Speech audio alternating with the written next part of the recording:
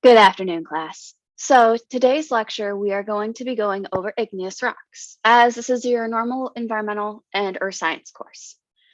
We know this unit has been mostly about the rock cycle. What types of rocks are there? Because there's igneous, metamorphic, and sedimentary. We have yet to go into sedimentary or metamorphic, but we're first going to start with igneous, as this is a bigger idea, bigger concept, and we're going to take all week to learn about this. So give me a sec to pull up the slides, and then we will go through, discuss things, talk about the pre-quiz vocab test, the post-quiz vocab test. Guys, don't stress. This is just a baseline tester so that I know where you're sitting at and I can help you figure out more of the knowledge. Because I'll be honest, earth science is not fun for most people. For me, as a geologist and as your teacher, I love it. But I know some of you might want to glaze over in my class. So I'll figure out how to make this interesting for all of you. So I'm going to share my screen and pull up our PowerPoint now.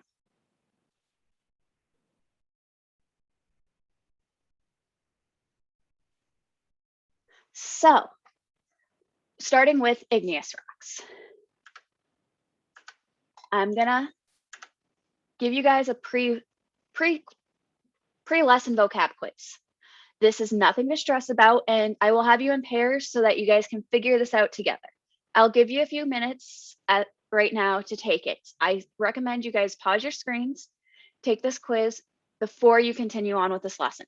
And I will be checking the Google Forms to make sure that there is a timestamp that you took one before and took one after, so that you need about 10 to 15 minutes in between those two timestamps, guys.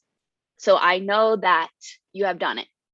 You will get a completion grade for this. But if I do not see that time difference between the two, I will know you did not go through the lectures and you did the first one and then the second one back to back.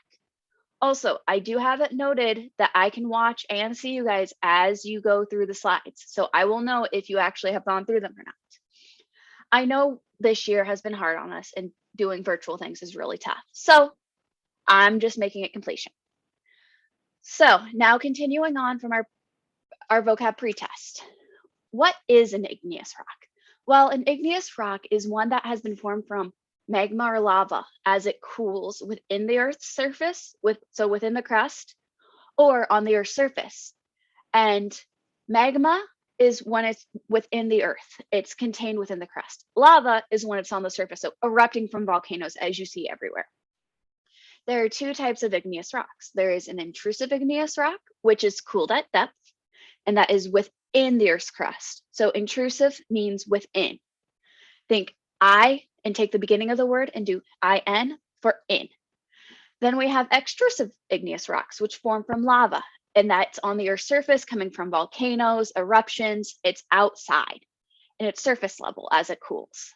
And here we have some images on the right hand of our screen showing us what these rock types are. So the types of igneous rocks, there are then smaller classifications after, are we inside the Earth's crust? Are we outside?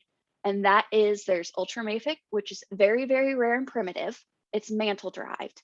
There's mafic, which is a magnesium or iron rich, and it's more dense and it's usually oceanic crust. Then we have intermediate, which is a mix of mafic and felsic. So intermediate, think about mixing. Think about it being combined of the two. It's together. And then we have felsic. Felsic is a lighter color. Think the bright shininess because of aluminum and silica. Rich, think the shininess of aluminum. Think that color makes it brighter. And with mafic, a way to remember is think how dark iron is and how dark iron can get in rusting. And when you see it day to day, that's why our rocks are colored the way they are. So now we're going to break it up into individual things. I'm going to go through ultramafic. Ultramafic is usually almost entirely magnesium and iron rich rocks and silicates.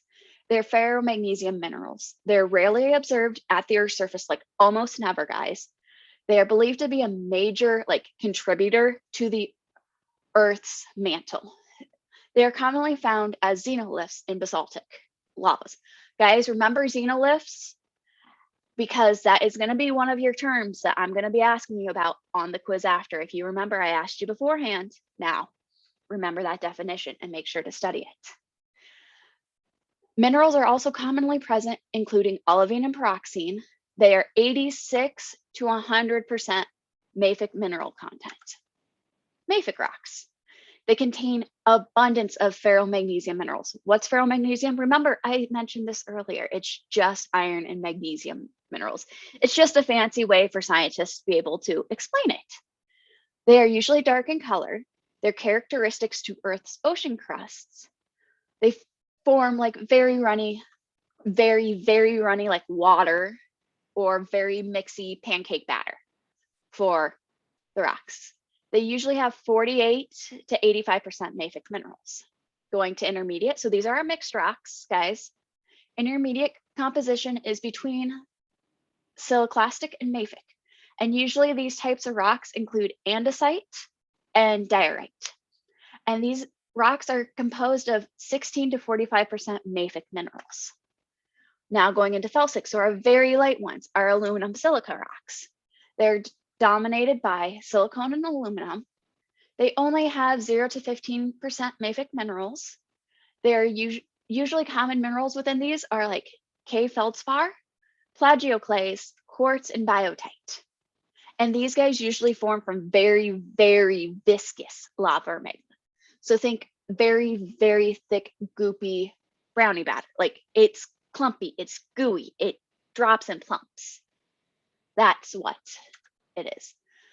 So types of igneous rocks and where they form. Mafic is the oceanic crust, and it's created at divergent boundaries where the plates are going away. Felsic minerals are in like magma chambers, and they are within the continental plates themselves. They aren't on the crust. And intermediate are usually during volcanic arcs. So think of the Ring of Fire in the Pacific Ocean or the Hawaiian Islands. There's several different types of textures that we have. We have pegmatitic, which is very large crystals. We have phaneritic, which is visible crystals that show low cooling, but they're smaller. Then we also have porphyritic. Porphyritic are two distinct crystal sizes. So we have a larger one and a smaller one. And you can see that there was a change in rate of cooling. So our larger crystals had long enough to cool, but then it got really fast and really rapid in our cooling. Then aphanitic is our very fast cooling. So we have tiny crystals, we don't have enough time to grow them. So it's very flash, like it can be lava going into water. We have a whole bunch of different things causing this. Vesicular, like pumice coming from Pompeii and everything, which a lot of you guys know, especially like in showers and everything. These are the rocks that people will use to like scrape their feet and help get rid of calluses. They contain little air pockets. Vesicular means just little holes. And these guys are usually volcanic. Then we have glassy textures. Glassy textures are from very rapid cooling and quenching, like obsidian. We have lava and magma being erupted into the ocean and it cools instantly. And so we get a very glassy texture. We have pyroclastic, which is large eruptions that combine ash and cinders. They're volcanic bombs. Like they're just giant chunks that erupt out of the volcano. And now, guys, we will be going into our post-test quiz. So I want you to pause this video, take your time again, and make sure you get the answers right. I will be doing this quiz upon completion, and know that starting next week, these vocab words will be coming for your test. So you should know them. And if you have any questions, guys, do not hesitate to email me. I am here to help you. And I hope you have a great rest of your week. Thank you for joining me for class today. I know it's rough during these times, but have a great day.